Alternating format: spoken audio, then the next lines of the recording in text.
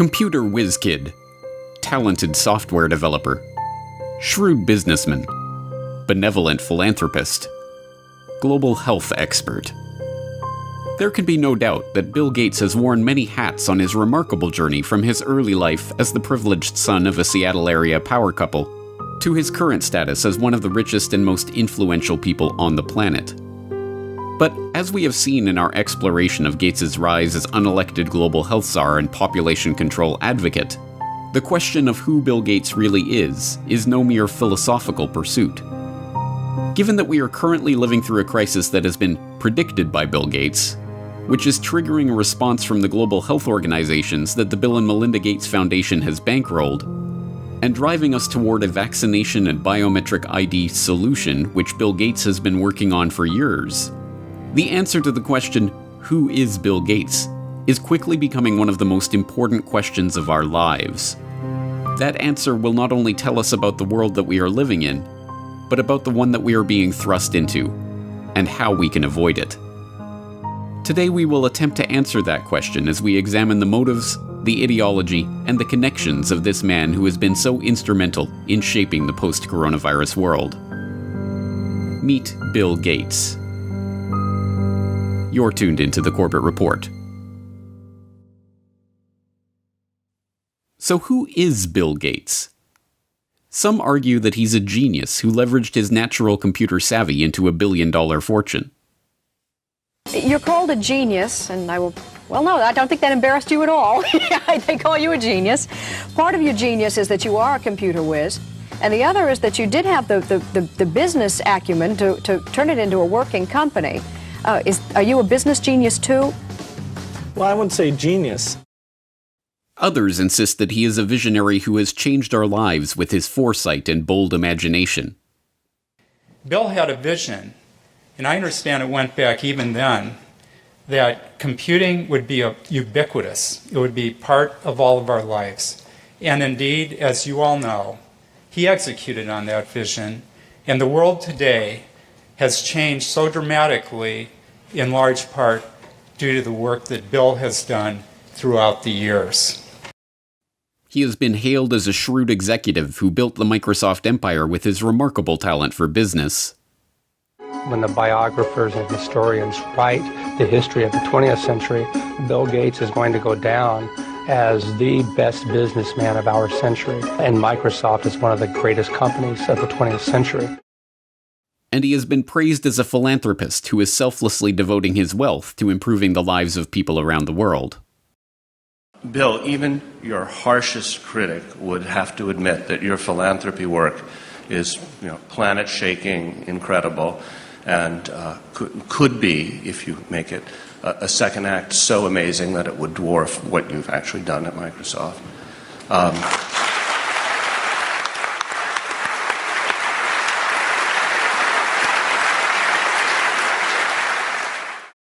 But, like anyone of his status, he has his detractors.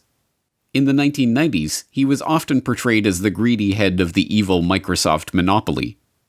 Bill Gates isn't content with his Windows system running just a few PCs. He wants it to run the world, spreading like a computer virus into our faxes, our phones, our TV sets, and yes, even our toasters. But in the age of the coronavirus crisis, he is most often treated like some sort of epidemiologist or leading health researcher. Back here with us once again to talk about this, as well as testing, treatments, and more, Bill Gates, co-chair of the Bill and Melinda Gates Foundation. Bill, thanks so much for being back with us. It's been a little over a month since you were here, and at that time, you said the U.S. had not hit its peak. So at this point, do you think we have peaked, and where do you think we are right now in kind of the arc of the pandemic? But in truth, none of these perspectives are accurate. Microsoft's big break famously came from a deal to provide software for IBM as they moved into the personal computer market. But the deal was not the result of Gates' technical genius or amazing business acumen. As has been quietly admitted by IBM executives in the years since, Microsoft was given their shot at the chance to work with Big Blue as a result of Gates' mother's relationship with IBM CEO John Opel. You remember your partnership of IBM and Bill Gates. How did it break up? I do remember very well, actually. Bill Gates, at the beginning of our relationship with him, was living on pizza and Pepsi-Cola in Albuquerque, New Mexico. And his mother happened to be on the United Way board with our chairman and asked our chairman to help him. And, when the chairman comes in and tells you to go help this kid, 900 people get on the plane Monday morning and they all go down to try to help Bill Gates. So I don't see Bill Gates as this great creative person. I see him as an opportunist. And in fact, in those days, there was a lot of sharing of software code. People gave it away. In Silicon Valley, they would share everything. He came in and he tried to control everything and put a price on it. Computer historians have long known how the basis for what became MS-DOS was not Bill Gates' brilliant imagination, but QDOS, a quick and dirty operating system that had been thrown together by Tim Patterson, a worker at Seattle Computer Products, as a placeholder until he could sell the proper operating system to his customers. And as even Gates himself admitted, the breakthrough graphical user interface that became the basis for Windows was ripped off from the researchers at the Xerox Palo Alto Research Center. As Bill would say after Apple unsuccessfully sued Microsoft for copyright infringement over Windows GUI, "Hey, Steve, just because you broke into Xerox's house before I did and took the TV doesn't mean I can't go in later and take the stereo."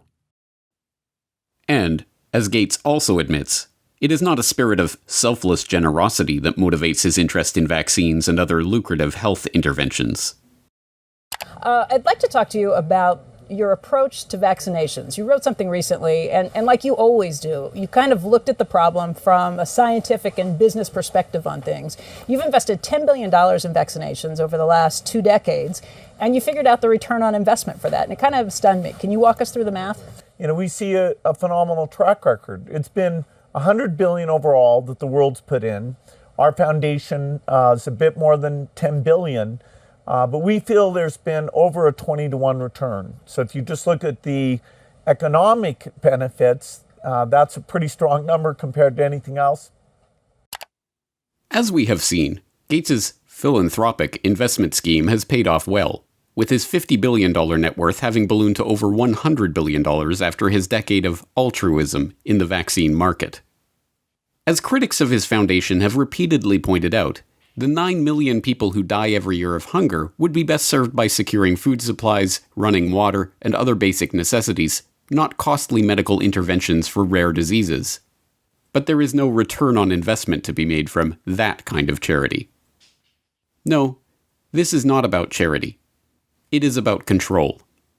The population control grid that Gates has been quietly funding into existence for the past decade, a biometric identification system tied to a digital payments infrastructure that will be used to track, catalog, and control every movement, every transaction, and every interaction of every citizen, is just now coming into view. But the real question is, why is he doing this? What drives a man like Bill Gates, a man rich beyond the wildest dreams of avarice, to spend his time and invest his fortune in schemes to control the population? To find the answer to that question, we have to examine Gates' family background. Bill Gates, it should not be surprising to learn, was born into money. His great-grandfather, J.W. Maxwell, was the president of National City Bank in Seattle. His grandfather, Willard, was also a banker, and his grandmother, Adele, a prominent Seattle civic leader.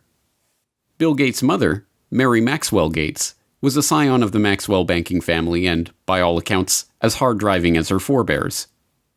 She served as a director of several companies, including First Interstate Bancorp and KIRO-TV of Seattle.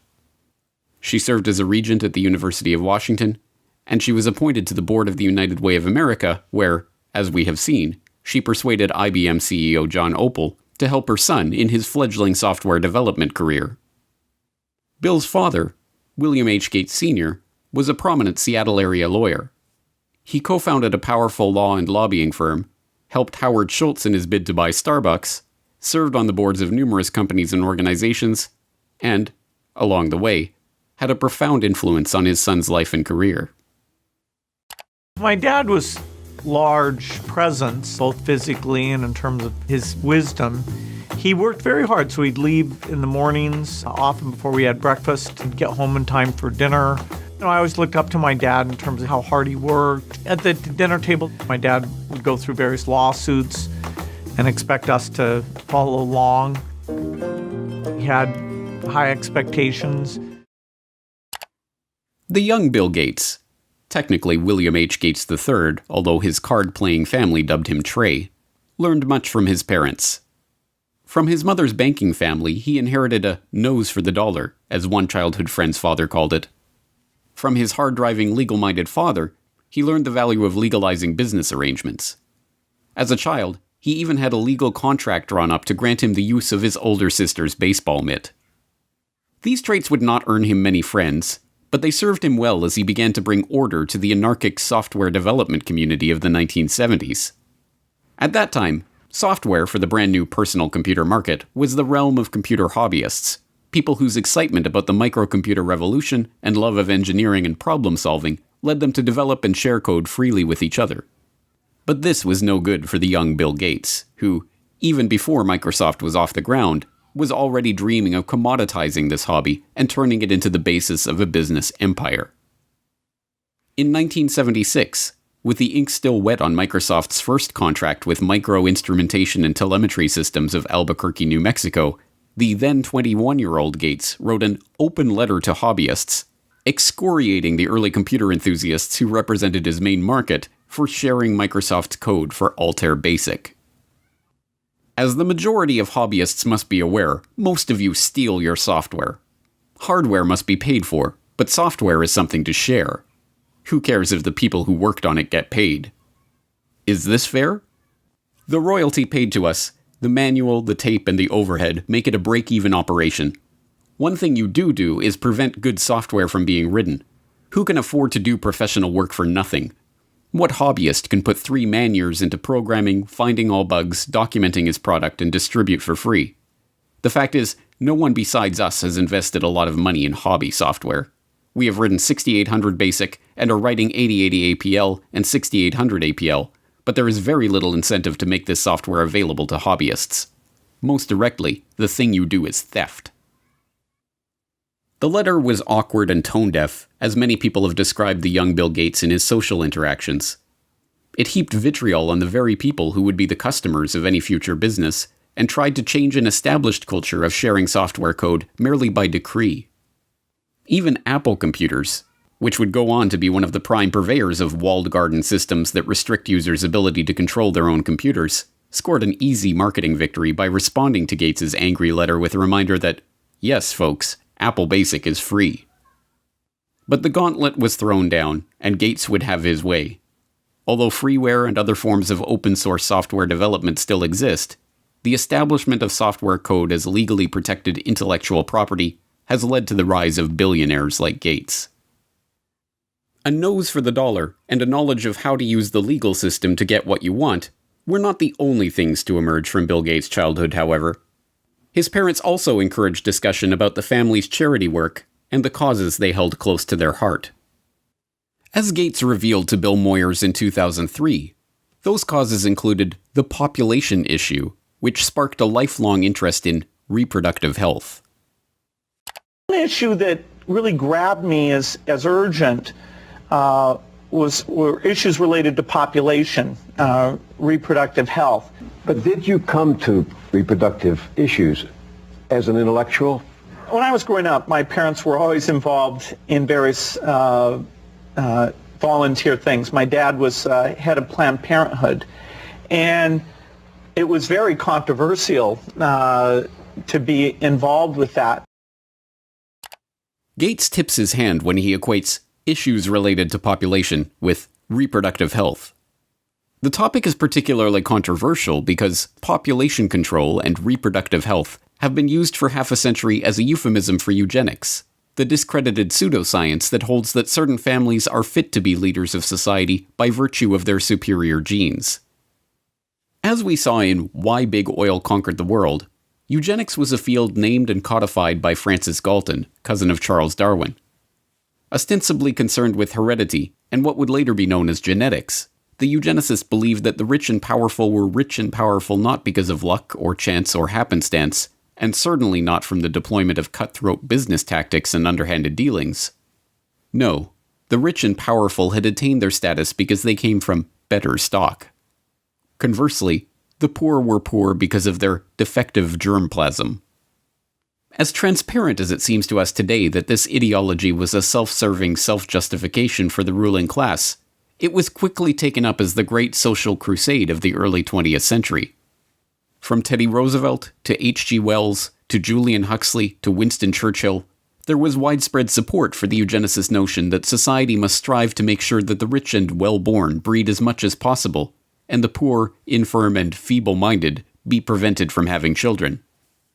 A common eugenicist argument was that the scarce resources of society should not be used to support the lower classes, as that only encouraged more of their kind.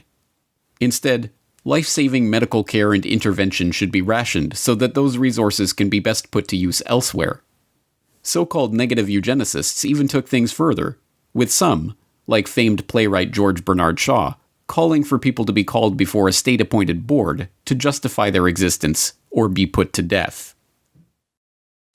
But there are an extraordinary number of people whom I want to kill. Not in any unkind or personal spirit, but it must be evident to all of you, you must all know half a dozen people at least, who are no use in this world, who are more trouble than they are worth. And I think it would be a good thing to make everybody come before a properly appointed board, just as he might come before the income tax commissioners, and say every 5 years or every 7 years, just put him there and say, "Sir or Madam, now will you be kind enough to justify your existence?" But in the post-World War II era, as the name of eugenics became tarred by association with the Nazi atrocities, the talk of death panels and other harsh eugenicist notions was dropped from public conversation. Now, the quest to reduce the size of the poor population was spoken of as population control and reproductive health. Still, occasionally, these old negative eugenics ideas are revisited in moments of candor. You're raising tuitions at the University of California as rapidly as they can, and so the access that used to be available to the middle class or whatever is just rapidly going away. That's a trade-off society is making because of very, very high medical costs and a lack of willingness to say, is spending $1 million on that last 3 months of life for that patient, would it be better not to lay off those 10 teachers and to make that trade-off in medical costs? But that's called the death panel, and you're not supposed to have that discussion. It is worth questioning why this man, who openly muses about death panels and the trade-offs of providing healthcare to the elderly, is to be taken completely at face value in his attempts to slow population growth in the Third World, or to handle a coronavirus health crisis that primarily affects the elderly. That the Gates agenda is being driven by a eugenicist ideology is suggested by multiple lines of evidence, both historical and current. As we have also seen in Why Big Oil Conquered the World, the Rockefeller family was instrumental in funding and promoting eugenics, both in America and overseas. The Rockefellers helped fund the Eugenics Record Office. The founding director of the Rockefeller Institute for Medical Research, William Welch, sat on the ERO's board and helped direct its activities. The Rockefellers sponsored the studies of the eugenics researchers at the Kaiser Wilhelm Institutes in Germany, including Ernst Rudin, who would go on to draft Nazi Germany's forced sterilization law. And, when the American Eugenics Society became embarrassed of its own name, its longtime director, Frederick Osborne, merely took over as president of the Rockefeller-founded Population Council. This dedication to the cause of public health did not escape the approving gaze of Bill Gates Sr. In a chapter of his 2009 book, Showing Up for Life, called Walking with Giants, he writes admiringly of the Rockefellers and their influence in the field. Every corner we've turned in the field of global health, we've found that the Rockefellers were already there and had been there for years. When we committed to childhood immunization, we found ourselves building on efforts the Rockefeller Foundation had helped launch and fund in the 1980s. When we became interested in fighting malaria and tuberculosis, we learned that the Rockefellers had been studying the prevention and treatment of such diseases around the globe for, in some cases, as long as 100 years. A similar dynamic held true in the case of HIV/AIDS.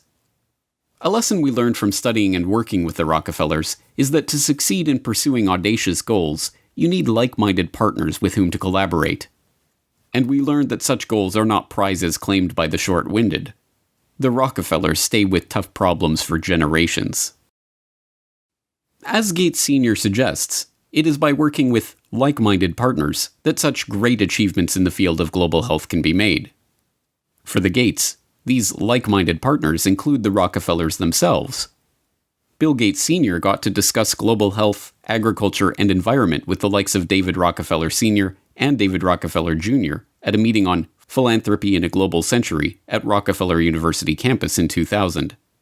And Bill Gates, as we have seen, co-hosted a meeting on reducing the population with David Rockefeller in 2009. But the most salacious hints of a deeper agenda are not to be found in the Gates' public associations, but in the associations that they have tried to hide from the public. Jeffrey Epstein may be dead, but this story isn't. A shocking new report from the New York Times sheds light on the connection between Microsoft founder Bill Gates and the late Jeffrey Epstein. After Gates' name came up in connection with Epstein and MIT Media Lab, Gates gave a statement to the Wall Street Journal where he insisted he did not have any business relationship or friendship with Epstein. But new reporting from the New York Times outlines numerous meetings between Gates and Epstein and a conversation with Bill and Melinda Gates' foundation, a connection between their foundation and J.P. Morgan to set up a charitable fund that would financially benefit Epstein. You know what I want to know? Why? Beginning in August of last year, a string of information connecting Bill Gates to convicted sex offender Jeffrey Epstein began to emerge. Flight logs revealed that Gates had flown on Jeffrey Epstein's private jet. An email surfaced showing disgraced MIT Media Lab director Joy Ito, who resigned from his position after it was discovered that he had helped cover up Jeffrey Epstein's identity as an anonymous donor to the lab, informing his staff that a $2 million donation to the lab in 2014 was a gift from Bill Gates, directed by Jeffrey Epstein. As the story gained momentum, Gates tried to downplay the relationship, with a Gates spokesperson protesting that Gates didn't know it was Epstein's plane, and Gates himself insisting that, "I didn't have any business relationship or friendship with Epstein." This was immediately contradicted by the New York Times, who reported in October of 2012 that Gates had in fact met with Epstein on multiple occasions, even going so far as to discuss the creation of a multi-billion-dollar charitable fund with seed money from the Bill and Melinda Gates Foundation and J.P. Morgan Chase. According to the Times, Gates emailed his colleagues about Epstein in 2011. "His lifestyle is very different and kind of intriguing, although it would not work for me." Epstein's will even named Boris Nikolic, a Harvard-trained immunologist who served as the chief scientific advisor to both Microsoft and the Bill and Melinda Gates Foundation, and who appears in the sole publicly known photo of Epstein and Gates' 2011 meeting at Epstein's Manhattan mansion, as the backup executor of Epstein's estate. It is not difficult to see why Gates would try to distance himself from his relationship with a child sex trafficker.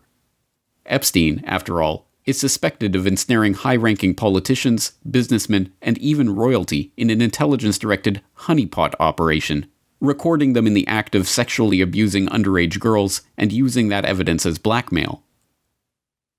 But, as it turns out, the attempt to suppress the Gates-Epstein story may have been an attempt to suppress the revelation of an altogether different shared interest.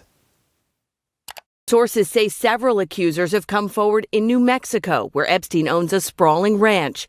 According to a new report published in the New York Times, not verified by NBC News, Epstein wanted to use the ranch for controlled breeding, using his DNA to improve humanity. Citing 2 award-winning scientists and an advisor to large companies and wealthy individuals, the article reports Epstein surrounded himself with leading scientists and would tell them he wanted to have 20 women impregnated at a time on the ranch.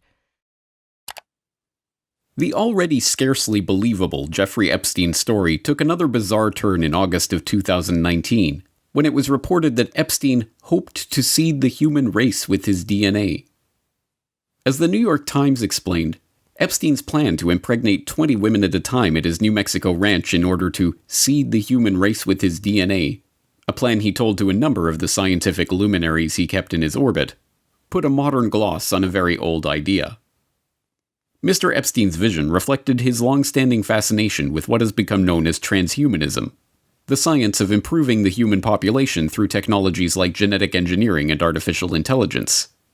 Critics have likened transhumanism to a modern-day version of eugenics, the discredited field of improving the human race through controlled breeding. Epstein's interest in genetics led him to sponsor a number of scientists working in the field, including George Church, a Harvard geneticist whose lab received funding from Epstein's foundation from 2005 to 2007 for cutting-edge science. Church publicly apologized for his connection to Epstein, which included several meetings a year from 2014 onward. This was neither the first nor the last time that this unassuming Harvard biologist, whose cutting-edge science often strays into controversial areas, caused a public scandal. In 2019, Church proposed a genetics dating app, which was immediately denounced as applied eugenics. Church also acted as scientific advisor to Editas Medicine, a startup seeking to use the genome editing tool CRISPR-Cas9 to eliminate diseases by deleting the parts of a genetic code responsible for the illness. In 2015, the company announced it had raised $120 million from a group led by Epstein's appointed backup executor, Dr. Boris Nikolic. Naturally, that group of investors included Bill Gates. Yes, Bill Gates is certainly following his father's advice to collaborate with like-minded partners. So the question remains, is Bill Gates motivated by eugenics? Given that eugenics went underground over half a century ago, we are unlikely ever to unearth a frank admission along those lines from Gates himself. After all, there are no longer any card-carrying members of the American Eugenics Society. The society was rebranded in the 1970s when, as the society's founder noted, it became evident that changes of a eugenic nature would be made for reasons other than eugenics, and that tying a eugenic label on them would more often hinder than help their adoption. But there was an American Eugenics Society in the 1920s, and it just so happened to boast a William H. Gates on its member roster. But perhaps that is just a coincidence. And there was an American Eugenics Society in the 1960s, when William H. Gates II was preceded as head of Planned Parenthood by Alan Guttmacher, who simultaneously served as the director of the American Eugenics Society. And perhaps it was coincidence that the Bill and Melinda Gates Foundation organized their London Summit on Family Planning, at which the Gates recommitted themselves to funding population control in the Third World, in July 2012, on the anniversary of the first International Eugenics Congress, held in London exactly 100 years prior. And perhaps it is reaching to compare the young Bill Gates' dating preferences to the genetic-based dating favored by modern-day eugenicists. I interviewed several women who had dated Bill just briefly, and one told me the very first question Bill asked her was, "What did you score on your SAT test?" You know, this is not exactly, what a young woman wants to hear. For Bill Gates, though, he had scored a perfect 800 on his math portion of the SAT, and this was a matter of pride with him, and he wanted to make sure whoever he was dating, had scored a pretty high grade. No, we cannot expect an answer about Bill Gates' true motives to come from Gates himself. By this point, the question of Bill Gates' intentions has been buried under the combined weight of hundreds of millions of dollars of paid PR spin. Like the Rockefellers before them, the Gates have long since learned the secret of enlarging their family fortune, not to mention their control over the human population, by donning the mask of philanthropy. There are many perspectives on Bill Gates. Depending on who you ask, he is a computer savant, a genius businessman, or a saintly philanthropist. But all of these perspectives have been brought to you through PR outlets founded or funded by the Bill and Melinda Gates Foundation. Bill Gates is no longer a subject for historians but hagiographers.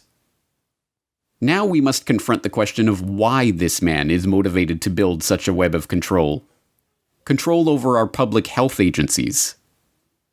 And for all 193 member states, You must make vaccines a high priority in your health systems to ensure that all your children have access to existing vaccines now and to the new vaccines that have recently become available. Control over our identities. And the lack of an ID system is a problem, not just for the payment system, but also for voting and health and education and taxation. And so it's a wonderful thing to go in and create a broad identification system. Control over our transactions.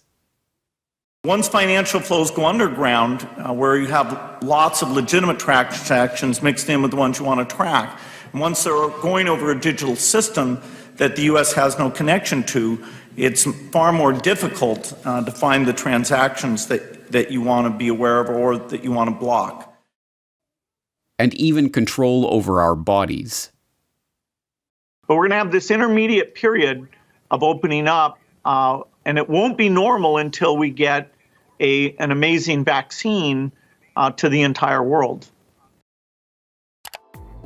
We must confront the possibility that this quest for control comes not from a selfless spirit of generosity that never seemed to exist before he became a multi-billionaire, but from the same drive for money, the same desire for domination, and the same sense of superiority that motivated him on his way up the corporate ladder. But if the answer to the question, who is Bill Gates, is Bill Gates is a eugenicist, that tells us some important things about the world that we are living in. It tells us that Gates is deceiving the public into supporting his takeover of the world with a false front of philanthropy. It tells us that the goal of the Gates, like the goal of the Rockefellers before them, is not to improve the world for humankind, but to improve the world for their kind. And most importantly, it tells us that Bill Gates is no comic book supervillain, single-handedly directing all of the chaos that is unfolding in the world or single-handedly bringing his own order to that chaos.